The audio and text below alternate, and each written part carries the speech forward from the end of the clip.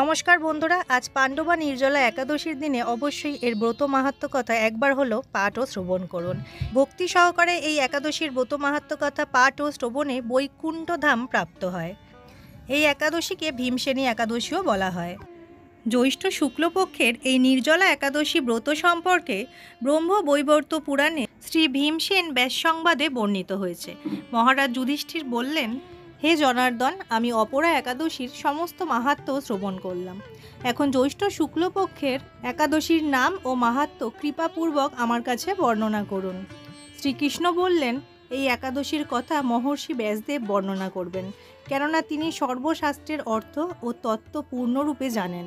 রাজা যুধিষ্ঠির ব্যাসদেবকে বললেন, হে মহর্ষি দ্বৈপায়ন, আমি মানুষের লৌকিক ধর্ম এবং জ্ঞানকাণ্ডের বিষয়ে অনেক শ্রবণ করেছি। আপনি যথাযথভাবে ভক্তি বিষয়নে কিছু ধর্মকথা এখন আমায় বর্ণনা করুন। শ্রী ব্যাসদেব বললেন, হে মহারাজ, তুমি যেসব ধর্মকথা শুনেছ, এই কলিযুগের মানুষের পক্ষে সে সমস্ত পালন করা অত্যন্ত কঠিন। যা সুখে সামান্য খরচে অল্প কষ্টে সম্পাদন করা যায়, অথচ মহাফল প্রদান করে এবং সমস্ত শাস্ত্রের সারস্বরূপ সেই ধর্মই কলিযুগে মানুষের পক্ষে করা শ্রেয়। সেই ধর্মকথাই এখন আপনার কাছে বলছি। উভয় পক্ষের একাদশী দিনে ভোজন না করে উপবাস ব্রত করবে। দ্বাদশী দিনে স্নান করে শুচিশুদ্ধ হয়ে নিত্যকৃত সমাপনের পর শ্রীকৃষ্ণের অর্চন করবে।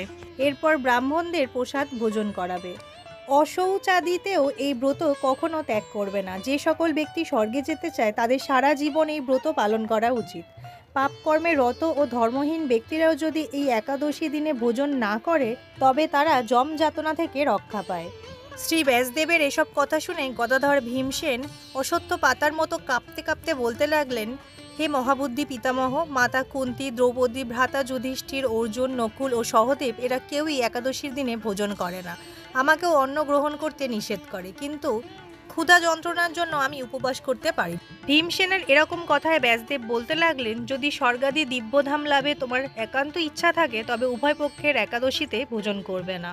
তদুত্তরে ভীমসেন বললেন, আমার নিবেদন এই যে, উপবাস তো দূরের কথা, দিনে একবার ভোজন করে থাকাও আমার পক্ষে অসম্ভব, কারণ আমার উদরে বৃক নামে অগ্নি রয়েছে। ভোজন না করলে কিছুতেই সে শান্ত হয় না, তাই প্রতিটি একাদশী পালনে আমি একেবারেই অপারগ। হে মহর্ষি, বছরে একটি মাত্র একাদশী পালন করে যাতে আমি দিব্য ধাম লাভ করতে পারি, এরকম কোনো একাদশীর কথা আমাকে নিশ্চয় করে বলুন। তখন ব্যাসদেব বললেন, জ্যৈষ্ঠ মাসের শুক্লপক্ষের একাদশী তিথিতে জলপান পর্যন্ত না করে সম্পূর্ণ উপবাস থাকবে, তবে আচমনে দোষ হবে না।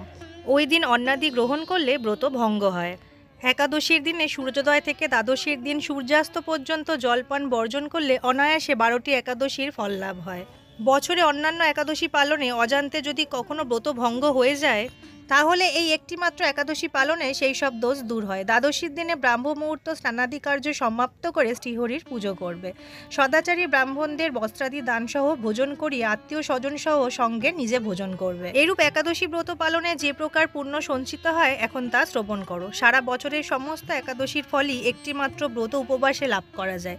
শঙ্খ, চক্র, গদা পদ্মধারী ভগবান শ্রীকৃষ্ণ আমাকে বলেছেন, বৈদিক ও লৌকিক সমস্ত ধর্ম পরিত্যাগ করে যারা একমাত্র আমার শরণাপন্ন হয়ে এই নির্জলা একাদশী ব্রত পালন করে, তারা সর্বপাপ মুক্ত হয়।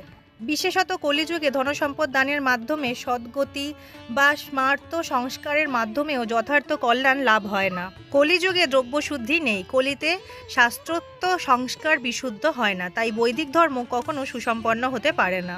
হে ভীমসেন, তোমাকে বহু কথা বলার আর প্রয়োজন কি? তুমি উভয় পক্ষের একাদশীতে ভোজন করবে না। যদি তাতে অসমর্থ হও, তবে জ্যৈষ্ঠ মাসের শুক্লপক্ষের একাদশীতে অবশ্যই নির্জলা উপবাস করবে। এই একাদশী ব্রত ধনধান্য ও পুণ্যদায়িনী। যমদূতগণ এই ব্রত পালনকারীকে মৃত্যুর পরও স্পর্শ করতে পারে না। পক্ষান্তরে বিষ্ণুদূতগণ তাকে বিষ্ণুলোকে নিয়ে যান। শ্রী ভীমসেন ওই দিন থেকে নির্জলা একাদশী পালন করতে থাকায় ওই একাদশীর পাণ্ডবা নির্জলা বা ভীমসেনী একাদশী নামে প্রসিদ্ধ হয়েছে। এই নির্জলা একাদশীতে পবিত্র তীর্থে স্নান, দান, জপ, কীর্তন ইত্যাদি যা কিছু মানুষ করে তা অক্ষয় হয়ে যায়।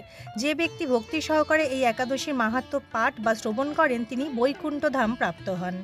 এই ছিল এই একাদশীর ব্রত মাহাত্ম্যগত, যা পাঠ ও শ্রবণে বৈকুণ্ঠ ধাম প্রাপ্ত হয়। সুতরাং আজ একবার হলেও এই ব্রত কথা পাঠ ও শ্রবণ করা অবশ্যই প্রয়োজন। তো আজকের ভিডিওটা এতটুকুই, আবার দেখা হবে পরবর্তী ভিডিও। সবাই ভালো থাকবেন, সুস্থ থাকবেন।